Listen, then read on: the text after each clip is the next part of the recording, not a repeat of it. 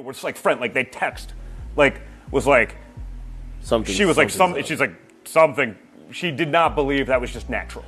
Intense conversations about Kim Porter are being revealed from people that we would not expect, and Shyne is thrown back into the mix. One thing about the Diddy situation, guys, it is not going to go down until Diddy himself goes down. Hey guys, it's Maradi. Hopefully you guys are all doing well today. Back at again with another video. If you have not subscribed, please do click that button. It is daily and consistent content. Comment down below, give this video a thumbs up, and let's get straight into this mess, because a lot of things are going on with Diddy and we got to grapple this, get into it, break this down within 8 minutes and wrap this up and move on, because a lot is happening. Now, Donald Trump Jr., out of all people, had a conversation with academics. Don't ask me how these two got together. I don't think we'll find out.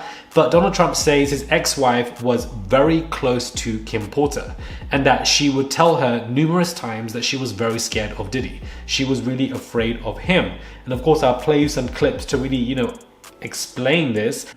So not me directly, but it's my ex-wife actually she was a model in New York, and like she was really good friends with Kim Porter, who was Diddy's wife, the one who died at 47 from pneumonia. And I was like, that's what when that happened, she called me, and this was it was a bad, like there was a lot of weird shit that I didn't even know that, like, but they were like, they do photo shoots together or whatever. They were sort of friendly, like they'd hang out, like we'd see them out downtown, and like I'd hang out with her, not so much with Diddy. I think it was already sort of over there, but like she was really afraid of him, and like this goes back years, and so like, and she was having these conversations with my ex. I was like, I don't know what, like a lot of people. Were rumors that Diddy used to beat Kim in the celebrity circles too. Donald Trump's Jr.'s ex-wife was good friends with Kim because they modeled together. That is really how they met. Now this kind of validates what we've been thinking about Kim Porter anyways, that she was fearful of this man. She was scared. She thought that something was going to take place, even with her post-mortem examination and how she passed away. Things seemed icky. It didn't make any sense. Even the coffin that they got for Kim was far more quicker than we thought when it comes to ordering, as if they knew what was going to take place. And she goes, yeah, man, she was sort of always in fear of something happening. And I was like, maybe it's natural, but like not a lot of people die at 47 of pneumonia. Like, you know what I mean? It's like, wow. Especially people who, obviously good shape. There's a shit ton of rumors. Again, and I'm actually not trying to fuel any kind of rumor, but I definitely, like, that's a conversation I had, like, someone who knew her well. So, when it comes to these validations of us believing that Kim was scared, this in itself only paints Diddy even more worse than he is. This is why it pisses me off so much when people still to this day are defending this man, because they state that things haven't been proven in a civil court of law. Well, obviously it hasn't, because before it gets to that point, Diddy has settled with these people. We're just like friend, like they text, like was like something. She was like something. She's like something. She did not believe that was just natural.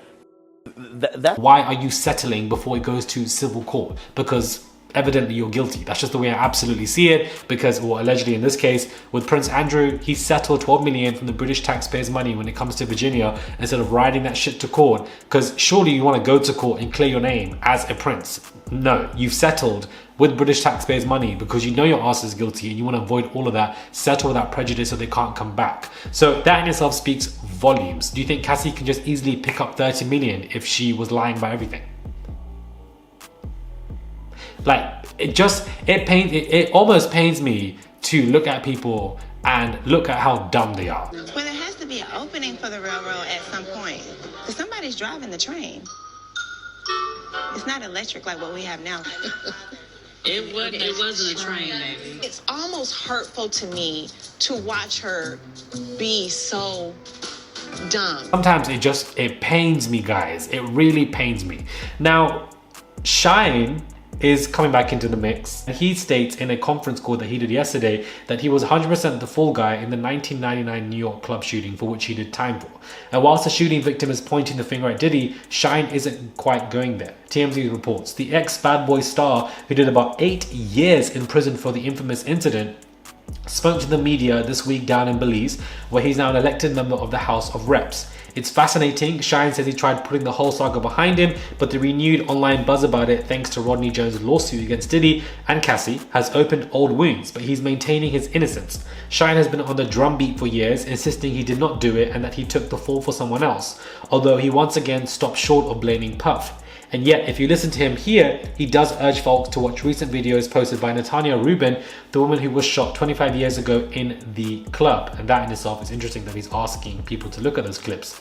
If you haven't seen them yet, Natanya has posted multiple clips where she details the saga from her point of view. She was shot in the face and makes no bones about accusing Diddy of pulling the trigger as well. And who passed her that damn gun? Miss J-Lo. And Miss J-Lo needs to be dragged into this mess because she thought she can go over there with Ben Affleck and things would be okay. No, beloved, you need to be dragged back this way and deal with the shit with Diddy, because if you handed the gun to Diddy for him to pull the trigger and shoot somebody in the face and also somebody else goes down for it, you are an accomplice, beloved. That it was Diddy that shot her. That is what is the most remarkable. Oh, you didn't see that? I saw it.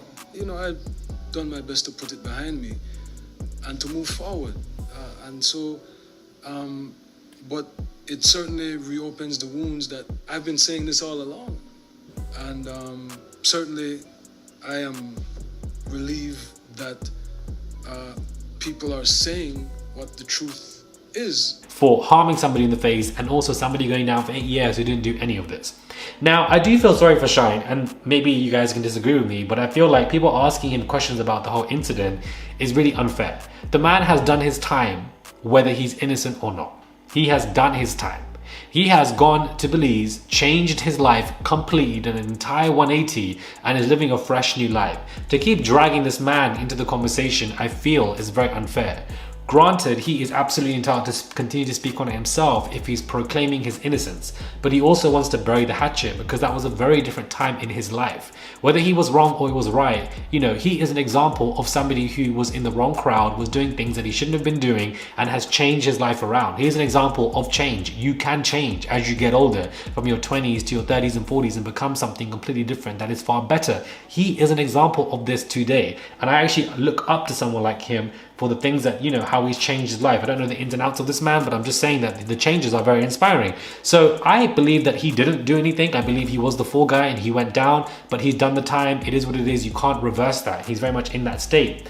Will this case be reopened? There were reports a couple of weeks ago that it would be, and J-Lo would come into discussion. I don't know if that is actually going to happen, but potentially it might. With Cassie, she made mention that Puffy made her carry his guns into nightclubs and wherever they went. And he threatened her to make her feel like she had to do so. And while there were lots of things of importance, that stood out to me. And I'm going to tell you why. In this lawsuit with the producer Little Rod, they were both SA'd by him and threatened and physically harmed. But in this lawsuit, he appears to be a very young producer to me. Threatening him, Puffy said, "That's why I shot up the club in New York back in 1999 and let Shyne take the fall for it." Let me tell you why that's of utmost importance to me. Because I am the woman who he shot in the face in that 1999, December 27th, 1999, Club New York shooting. I have told everyone ad nauseum since then, even the surgeon who did the surgery, to take the bullet. I got shot in my face with a 9mm hollow point bullet called a cop killer. I literally have told everyone and never changed what I said. I watched him. I got pow-powed in the face. P. Diddy was recently spotted, guys. Spotted looking extremely intense during an important phone call. He was seen looking reflective as he took a phone call at his Star Island mansion in Miami Beach, Florida, amid his ongoing legal drama, according to an expert.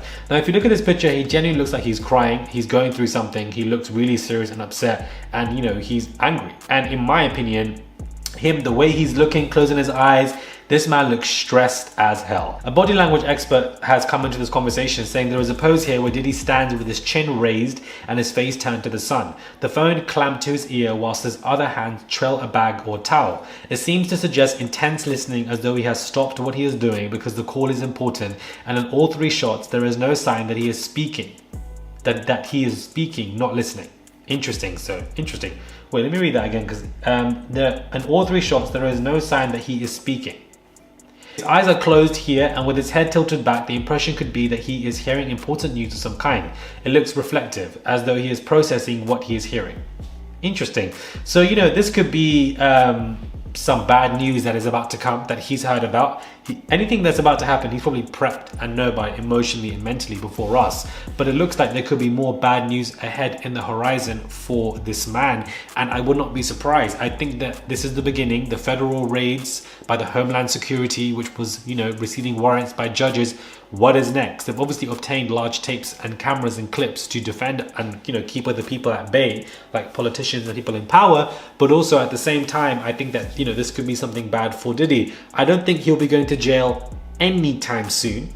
Anytime soon at all. I don't think that. And I think that we also need to keep tabs on Jay-Z, because I'm not saying that he's guilty of anything, but Jay-Z and Diddy were in cahoots everywhere. We saw them as best friends pictured. You wouldn't see Diddy without seeing Jay-Z. That's how strong their public relationship was, especially when it comes to those Grammy after parties, the Rock Nation brunch. They were everywhere together, guys.